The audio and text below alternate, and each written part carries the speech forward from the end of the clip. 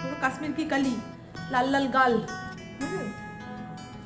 এই রোড থেকে চেয়ে চিনতে এনে টুকটাক পুজো আচ্চা করতাম। অনেকেই বলেন, বাবা তোমার ডাইনিং টেবিলটা কি অগোছালো। আমি খালি ভাবি, কয়দিন ধরে তো আমার গ্যাস আতঙ্কতে ধরেছে। গ্যাস ফুরিয়ে যাওয়ার আগে যেমন গ্যাসের গন্ধ বেরোয়, তারপরে গ্যাসের ফ্লেমটা লাল হয়ে যায়, আমি ক্ষণে ক্ষণে সেটাই দেখছি। কিন্তু এই সিলিন্ডারটা বেশি দিন হয়নি লাগিয়েছি। আমার তো মানে 2 মাসের কাছাকাছি একটা সিলিন্ডার চলে। ওই ধরুন 15-20 দিন হয়েছে সিলিন্ডারটা লাগিয়েছি, তাতেই আমি এই সমস্ত দেখছি। কি বলুন তো, এই গ্যাস আতঙ্ক তো না তো কি, ইনডোর কানের সামনে বলে কি হয়েছে, গ্যাস চলে গেলে কি আর এমন হবে, রান্না বান্না বন্ধ থাকবে, ফল আনবো, ওই সকাল দুপুর সন্ধে ফল খেয়ে কাটাবো। আদিম মানুষরা যখন ওই আগুনের ব্যবহার জানেনি, তখন তারা খেত না, না খেয়ে মরেছে, তা আমরাও ফল খেয়ে কাটাবো। সবই তো সহজ মনে হয়, কিন্তু যেটা অভ্যাস হয়ে গেছে সেখান থেকে হঠাৎ করে বেরোতে বললে একটু কষ্টই হয়। তারপরে অভ্যাস হয়ে গেলে, আমাদের হস্তিনাপুরের বাড়ির ওইখানে নাকি সবাই উনুনে রান্না করছে। সবার বড় বড় উঠোন রয়েছে, কাঠকুটো জোগাড় রয়েছে, উনুনে রান্না করতে কোনো ব্যাপার না। কিন্তু আমার বাড়িতে উনুনটা জ্বালাবো কোথায় গো? এক হাওয়াতে আগুনের ফুলকি কোথায় গিয়ে পড়বে, একদম যদুগৃহ হয়ে যাবে। ভয় পাই আগুনটাকে। ইন্ডাকশান বের করেছিলাম, তো ওই ইন্ডাকশানে রান্না করে সেই রান্নার স্বাদ আমি তো পাই না। আগের দিনের মানুষরা বলতো না, কাঠের আগুনে রান্না করলে রান্নার স্বাদ অপূর্ব হয়।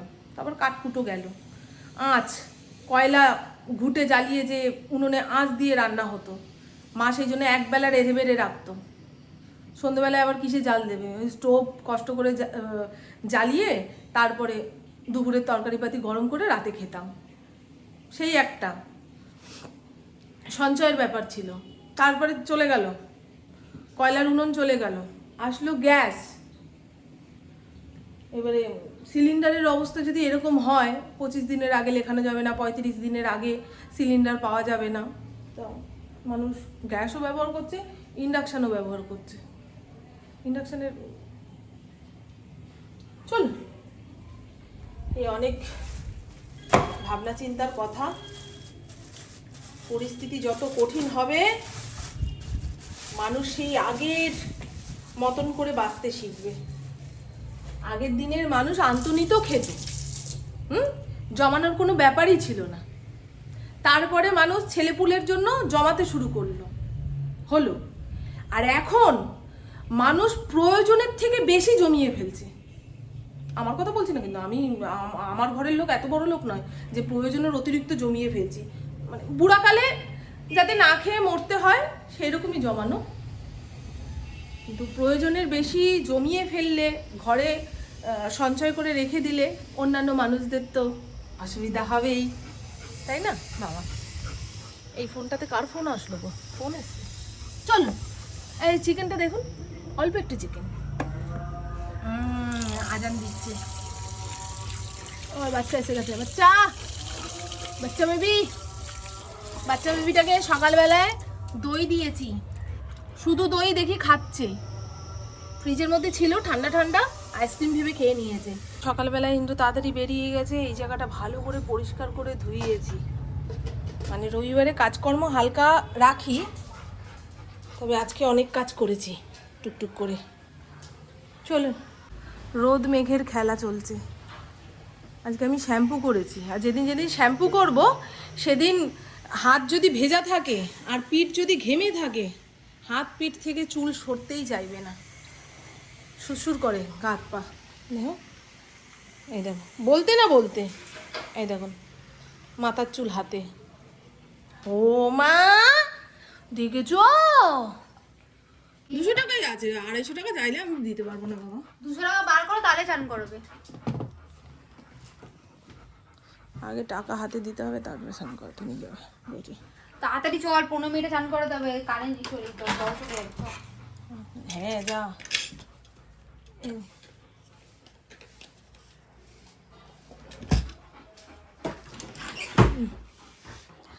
এই দেখুন বন্ধু, আপনারাও সাক্ষী থাকলেন, ফরিনকে স্নান করানোর জন্য 200 টাকা। 250 টাকা দিলে ও আদর যত্ন করে স্নান করাতো, আর 200 টাকা দিয়ে স্নান করাচ্ছে বলে ও যেমন খুশি তেমন করবে, ভুল ধরা যাবে না।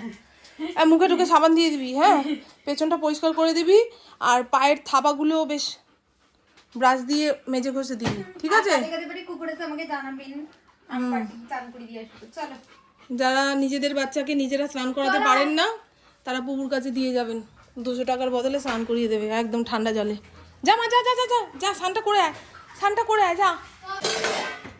এই কারণে আমি বাসনপত্র বেশি কিনতে চাই না।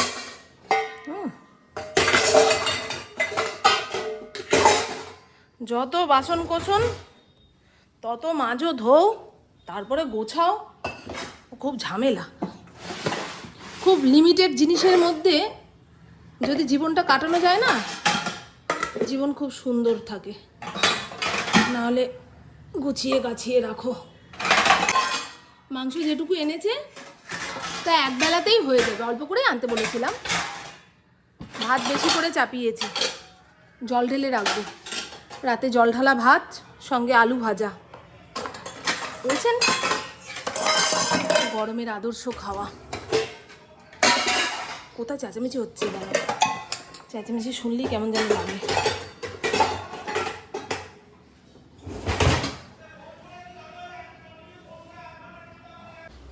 এক গামলা জল ভরে রাখলে এর মধ্যে বসেও স্নান করতে পারবি, সেই ছোটবেলার মতো। হ্যাঁ, তাড়াতাড়ি বসাই।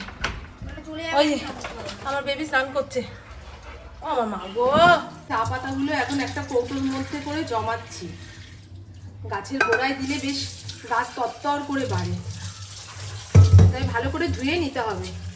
দেখুন, এই কৌটোটার মধ্যে এখন 1 কৌটো জমাবো, তারপরে মাটির সঙ্গে মিশিয়ে গাছের গোড়ায় দেবো। জানলার সামনে একটা নীলকণ্ঠ গাছ লাগিয়েছি, সেটাতে অনেক বেশি ফুল পাওয়ার জন্য ওই পেঁয়াজের খোসা ভিজিয়ে জল, কলার খোসা ভিজিয়ে জল, চা পাতা দিতে হবে, এরকমই শুনলাম। অল্প একটুখানি ধনিয়া নিয়েছি। প্রথমে ভেবেছিলাম শুকনো খোলায় টেলে নিয়ে তারপরে পেস্ট বানাবো, কিন্তু কাঁচা দিলেই মনে হয় ভালো হবে। কেন, আমি কিন্তু মাংসতে কিংবা পেঁয়াজ রসুনের রান্নায় এই জিরে বাটা খাই না, তাও আজকে দিলাম। যেহেতু পেঁয়াজ রসুনের মাত্রা একদমই কম, অন্য কিছু মশলাপাতি দিয়ে তো রান্নার স্বাদটা আনতে হবে, তাই না? চলুন, এই সমস্ত মশলা আগে ভালো করে বেটে নিই, তারপরে 2খানা টমেটো দিয়ে আরেকবার মিক্সিটা ঘুরিয়ে নেব। একসঙ্গে অনেকটা মশলা মিক্সির মধ্যে দিয়ে দিলে বাইরে বেরিয়ে আসে। পাশের বাড়ির দাদা খুব রেগে গেছে, চিৎকার চেঁচামেচি করছে। আর ওনার 3-4 বছরের একটা ছেলে রয়েছে, সবে কথা শিখেছে। সে বলছে চুপ করো না পাপ্পা, চুপ করো না। বড়রা রেগে গেলেই না বাচ্চাদের খুব চিন্তা হয়ে যায় যে কি হবে, এরপরে কি হবে। পুপু যখন ছোট ছিল তখন আমার আর ইন্দ্রর মধ্যে যখন একটু চিৎকার চেঁচামেচি হতো, পুপু বাড়ির সবাইকে ডেকে আনতো, ও মেজদিমা, ও যা, চলো না, আমার মা বাবা ঝগড়া করছে। চলুন, হয়ে গেছে। চিকেনটাকে ম্যারিনেট করে এখন আধা ঘন্টা ফেলে রাখি, ততক্ষণে আলু ঠালু যা কাটার কেটে নিই। কালকে বাজার থেকে পটল এনেছে, লঙ্কা এনেছে, সেগুলোকে নেটের ব্যাগে ভরতে হবে। এই যে টুকটুক করে অনেক কাজ আছে গো। ওই রান্নাঘরে রান্নাটাকে চাপিয়ে দিয়ে পাখার নিচে বসলাম, সেটা তো হয় না। সেটা করতে গেলে একদম ভোরবেলায় সূর্য ওঠার আগে ঘুম থেকে উঠে পড়তে হবে। তখন থেকে সংসারের কাজ শুরু করলে মোটামুটি এই রোদ্দুরের টাইমে ঘরে বসে কাটানো যায়, তাই না? যত বাইরে গনগনে রোদ হবে, গ্যাসের পাশে দাঁড়ানো মুশকিল। পটলগুলো ভালো না। সেদিন ওই ভ্যানালার থেকে যে পটলগুলো এনেছিলাম দেশি ছিল, জানেন? আমার এই পটলের ভেতরে দানা হলে সেই পটল খেতে ভালো লাগে। আমার ঘরের এই ডাইনিং টেবিলটা যতই পরিষ্কার পরিচ্ছন্ন করে রাখি না কেন, আধা ঘন্টা 1 ঘন্টা পরে ঝেঁকে সেই হয়ে যাবে। অনেকেই বলেন, বাবা তোমার ডাইনিং টেবিলটা কি অগোছালো। আমি খালি ভাবি যারা এই কথাটা বলেন তারা নিজেদের ঘরের ডাইনিং টেবিলটা কিভাবে গুছিয়ে রাখেন। আমি তো পারি না, অনেক চেষ্টা করেও পারি না। ইন্দ্র এনে এটা রাখছে, পুপু এনে ওটা রাখছে, তা ওদের সাবধান করতে গেলে তো আমার সারা দিন ডাইনিং টেবিলের দিকে তাকিয়ে বসে থাকতে হবে, খিটখিট করতে হবে, আমি এই মাত্র গুছিয়েছি, রাখবে না, ধরবে না। তাতে ঘরের লোকরা না ঘরে আসতে ভয় পাবে। ঘরটা ঘরের মতন করে ব্যবহার করো। এ ঘর শুধু আমার নয়, আমি গোছাচ্ছি বলে ওরা কিছু রাখতে পারবে না, সরাতে পারবে না। ওরকম করলে আর তিনজনে একসঙ্গে টিকতে পারবো না গো। আর চুলটা কীভাবে বেঁধেছি দেখুন না, একটা ক্লিপ দিয়ে ঠেসে বেঁধে রেখেছি। আর যা এঁঠো বাসন পড়েছিল রান্নার পরে সব ধুয়ে গামলার মধ্যে উপর দিয়ে রেখেছি। সুজাতা আজকে প্রথম দিন বিকেলবেলায় বাসন মাজতে আসবে, দেখা যাক কটার সময় আসে। এখন সন্ধে 6টা 6:30টার সময় বাসন মাজতে আসলে হবে না, কারণ ওপাশে আমার একটা তুলসী গাছ রয়েছে, সন্ধেবেলায় ধূপ ধুনো দিই, সেখানে এঁঠো বাসনের গামলা পড়ে থাকলে দেখে মন মেজাজ খারাপ হয়ে যাবে। ঠিক আছে, আজকে তো প্রথম দিন, দেখা যাক কিভাবে কি হয় না হয়। এই হলো সালাড, টমেটো, শসা, পেঁয়াজ আর এখানে গন্ধরাজ লেবু কেটে রেডি করে রেখেছি। আর এই হলো, কি বলবো বলুন তো, আলুর ঝোল বলবো নাকি, মাংস কয়েক টুকরো, আলুই বেশি। তার মধ্যে মা মেয়েতে 2 পিস কষা খেয়ে নিয়েছি। ঠিক আছে বন্ধু, একদম লাল লাল পাতলা ট্যালট্যালে ঝোল কিন্তু। এই যে দেখেছেন, আর 1 হাঁড়ি ভাত একেবারে রান্না করে রাখলাম। দুপুরে খাওয়া দাওয়ার পরে একটু ভাতটা ঠান্ডা হয়ে গেলে জল ঢালবো, রাতে জল ঢালা ভাত। আর আমি যেদিন যেদিন ভাতে জল ঢালবো সেদিন ভাববেন ঝড় তুফানওয়ালা বৃষ্টি। ওকে কি বিধ্বস্ত লাগছে না এই গরমকালে? মনে হয় যে জামাটা পরে আছি ছেঁড়া ফাটা ন্যাকড়া টাইপের যে নাইটিগুলো, সেগুলো পরেই শান্তি। আর ওগুলো পরে না মানুষের সামনে আসা যায় না। তবু আমি ক্যামেরার সামনে এসছি, মানে একটু পরিপাটি হওয়া উচিত ছিল, কিন্তু ইচ্ছা করছে না। বিশ্বাস করুন, আমার মনে হচ্ছে যেমন আছি তেমনভাবেই পাখার নিচে বসে থাকি। এই তো দুপুরের জামা কাপড় ছেড়ে নিচের ঘরে ধূপ ধুনো দিয়ে তারপরে আসলাম বাসন মাজতে। আর ইন্দ্র তো ওপরের ঘরের ঠাকুরকে সন্ধ্যে বাতি দিয়েই গেছে। ঠাকুর ঘরে সন্ধ্যের সময় আসলে না এত সুন্দর ধূপের গন্ধটা নাকে যায়। তবে এই একই ধূপ নিচের ঘরে যখন জ্বালাবো এই এত সুন্দর গন্ধ পাই না। ইন্দ্রকে বারবার বলি, তুমি যেই ধূপটা ঠাকুর ঘরে জ্বালাও সেই ধূপটাই নিচের ঘরে নিয়ে আসবে, আমি প্রত্যেক দিন সন্ধ্যেবেলায় জ্বালাবো। কিন্তু ওই কি বলবো, কি ভালো হাওয়া দিচ্ছে গো এই জানলাটা দিয়ে। আগে একটা টাইমে আমার একটাও ঠাকুরের বাসন ছিল না জানেন, এই রোড থেকে চেয়ে চিনতে এনে টুকটাক পুজো আচ্চা করতাম। তারপরে ভাবলাম না, এইভাবে চেয়ে চিনতে ঠাকুর পুজো দিতে গেলে মনে ভক্তি আসে না, একটু একটু করে কিনবো। তারপরে এই তো প্রতি বছর একটা দুটো করে কিনতে কিনতে আমার এখন সব ঠাকুরের বাসনই আছে। ছোটোখাটো কোনো পুজো করলে মোটামুটি করা যাবে, কার থেকে কিছু চেয়ে আনতে হবে না, বুঝেছো?